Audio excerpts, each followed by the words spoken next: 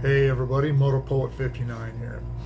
Talk a little bit about these 87,000 IRS jobs. I brought this up the other day in a video I did about the Inflation Reduction Act, and I said then that I wasn't sure how these jobs were going to be filled or when or anything. I had no information, zero information at that time, but I've dug into it a little bit. And as it turns out, it's 80,000. I haven't seen anything on the bill that said 87. It's 80,000, which is still a lot. But these are jobs that are to be filled over the next 10 years. So that includes attrition. The article that I read said that they have lost 30% of their enforcement division over the last few years. Of course, both of the articles I read about this blame the Republicans for that, and budget cuts. The IRS is an enormous entity, and it has been for a really long time. It always will be. That is why we will never see the 10% flat tax. It has nothing to do with it being a bad idea.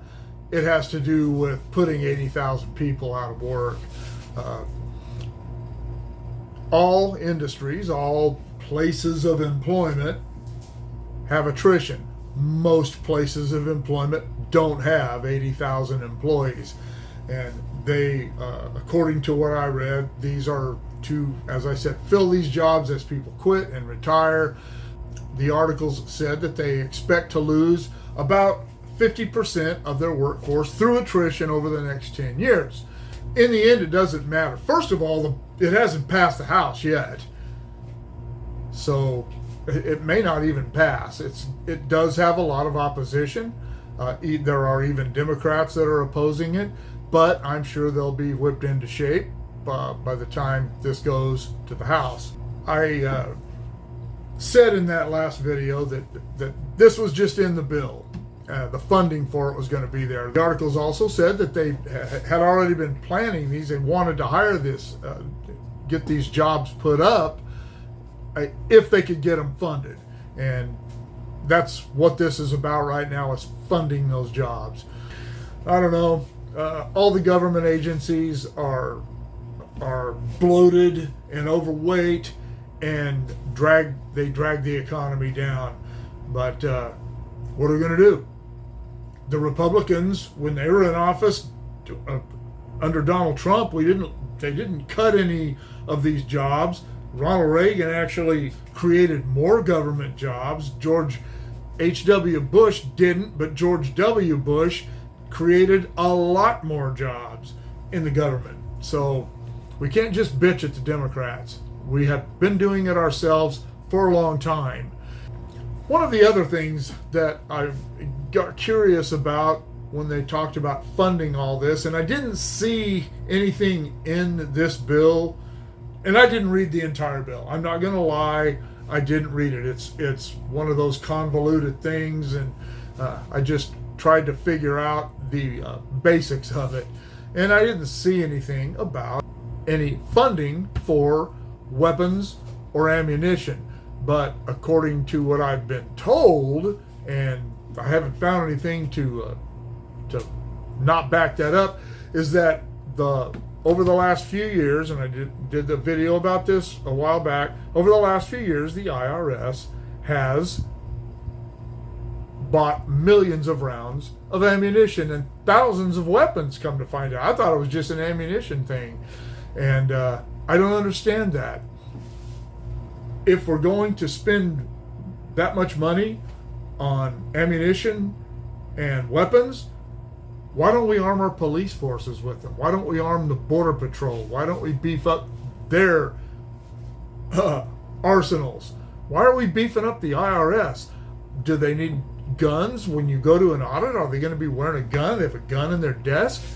If they come to serve you a warrant for tax evasion, are they going to kick your door in and draw down on you? And if they do, are they going to shoot you? Do they need 1 million rounds of ammunition stored up to go after people who are evading their taxes? It's pretty sketchy.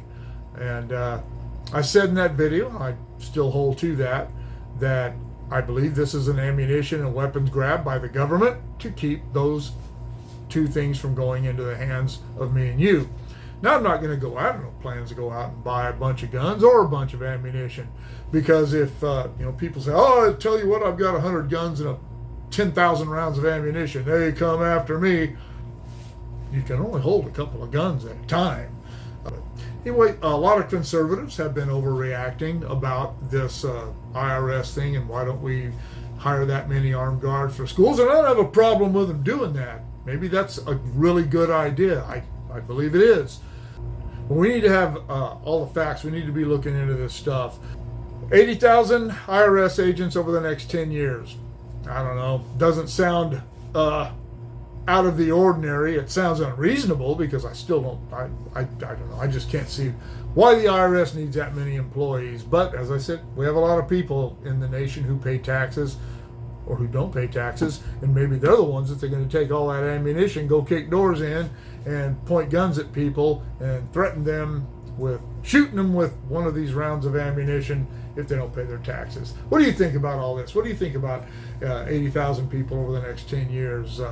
And this will be just be funded. It didn't say that it actually said they don't know how many IRS agents will actually be hired. They'll just have the funding to hire them. Maybe they won't use it all, and it'll get sucked into more ammunition. Who knows? Anyway, what do you think about it? What do you think about all these people? What do you think about all this money? What do you think about the Inflation Reduction Act? Let me know in the comments below. Shoot me an email at motopoet59@gmail.com.